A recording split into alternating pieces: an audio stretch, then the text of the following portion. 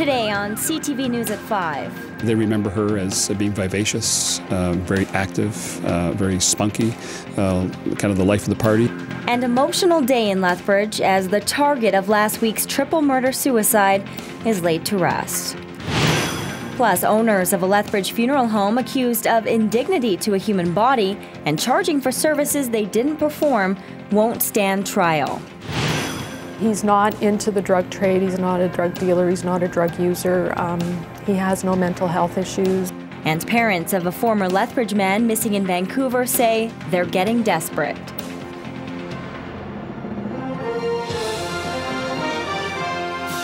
CTV News with Kayla Carr. Good afternoon. 21-year-old Tabitha Steppel is being remembered by family and friends as energetic and outgoing. Hundreds gathered in Lethbridge today to mourn the loss of Steppel. She was one of 3 people murdered in a shooting near Clare's home last Thursday. Steppel was the target. The shooter, her jealous ex-boyfriend. Her friends and family say Steppel was a wonderful young woman who died far too soon. Terry Vogt reports. More than 800 people gathered at a church on the outskirts of Lethbridge to remember 21-year-old Tabitha Steppel. So many people that some had to stand at the back of the sanctuary.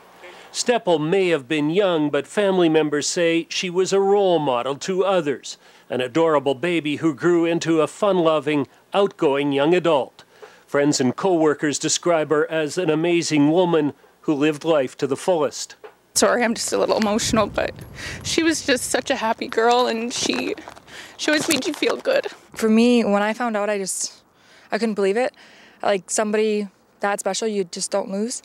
It's really, really hard to just imagine without Tabs being here. So it's definitely something that's going to be hard to live with. The Montana's restaurant where Steppel worked was closed during the afternoon so employees could attend the funeral. The service was conducted on a stage that was decorated for the church's annual Christmas service. Situations like this create all kinds of questions. How could this happen? Where was God? What's happening to our community? Those are some of the questions that I think naturally come to people. And those are hard questions to process. They're not easy to try to answer.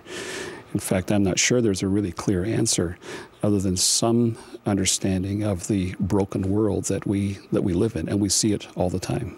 During this service, friends and family also offered prayers for the other victims of this tragedy, for the families of Mitch McLean and Tanner Craswell, who will be laying their sons to rest in the coming days. They also prayed for Shayna Conway, Tabitha Steppel's friend, who remains in a Calgary hospital recovering from serious gunshot wounds. Terry Vogt, CTV News, Lethbridge. And the funeral for 20-year-old Mitch McLean will be held tomorrow in PEI. Tanner Craswell will be laid to rest on Friday. Derek Jensen's family say they would like the details of his funeral to remain private. Family and friends of the victims has set up trust funds. Donations to the Tanner and Mitch McLean Memorial Fund can be made at any Scotiabank across Canada. The Lethbridge Bulls, Vauxhall and Prairie Baseball Academies are also accepting checks and email transfers. The money will help the men's families and start a scholarship for the baseball players. The North Lethbridge branch of Scotiabank is accepting donations for Tabitha Steppel's Memorial Fund. Funds will help with funeral costs and go towards a memorial scholarship. And the family of the lone survivor, Shayna Conway, have set up a fund in her name at TD Canada Trust to help with her treatment and recovery costs. The owners of a Lethbridge funeral home charged with fraud and indignity to a human body won't go to trial. Ralph and Faith Zettner own Cornerstone Funeral Home. They were charged in January for allegedly cutting off a finger to remove a ring and billing the government and families for services they'd never provided. They pleaded not guilty to the charges and were scheduled to stand trial in January. Today, their lawyer told the court the case will not go to trial. Instead, it will be resolved at their next court appearance, January 18th. 4 Lethbridge residents face charges in connection with what police say is a national stolen car ring. The charges stem from a month-long investigation into an organized auto theft group. Police allege the accused stole vehicles from Lethbridge, Calgary, Airdrie and Winnipeg, and that the Lethbridge residents were working for people in Calgary. Officers executed 4 search warrants and seized 7 stolen vehicles, drugs, guns and cash.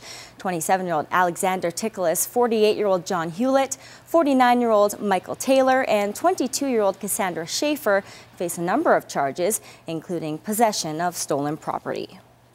Sharing information with other areas such as Calgary, Police Service, ourselves and the RCMP, we made, I think, a fairly significant impact, and we will hopefully have some impact on a little bit of the crime, slowing it down, specifically for the Christmas season. Ticholas, Hewitt and Taylor will appear in court Friday. Schaefer is scheduled to appear in court January 26. Lethbridge police have charged a 31-year-old man with sexual assault. Police say between 2008 and 2010, a man inappropriately touched 2 female co-workers on multiple occasions. Randolph Nicolason is charged with 2 counts of sexual assault. He's scheduled to appear in court January 25th. American UFC star Brock Lesnar has pleaded guilty to 1 of the hunting charges he faced in Alberta. A lawyer representing the ex-heavyweight champion entered the plea in Medicine courtroom on Tuesday. Lesnar had been facing 3 charges laid by Alberta Fish and Wildlife officers. They included unlawful possession of wildlife, wastage of edible flesh, and failure to affix a tag to an animal. The court fined Lesnar $1,725. He's still facing 2 related charges.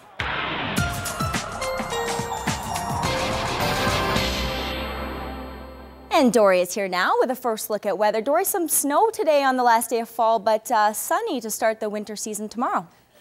Absolutely. The snow we had today is on its way out. Temperatures are going to be climbing up the scale. Nice area of high pressure is going to be building into southern Alberta from the south, shifting to the north. So lots of sunshine for much of the province for the next few days. I'll give you more details in just a couple of minutes. Thanks, Dory. He's been missing since Friday, and today the family of a former Lethbridge man is getting desperate. His name is Matthew Huzar, and his disappearance just doesn't make sense. Lisa Rossington reports. Danny and Rod Huzar need to know what happened to their 25-year-old son, Matthew. We've been walking the streets of downtown Vancouver and posting flyers with his picture and his information on them. A geologist grad from UBC, Huzar works for a Vancouver mining company. He went to a staff Christmas dinner Friday night, and after dinner the group went to the Lamplighter pub in Gastown. The lineup was rather long, and so the group decided they were going to go elsewhere. And at that point, his friends have told me that Matt said he wasn't interested in going to another bar, and he was going to head out, were his words. Last seen headed east on Water Street. It's not clear if he was going to his East Vancouver home. Their company gave him all taxi vouchers, so for him not to use that would be kind of strange.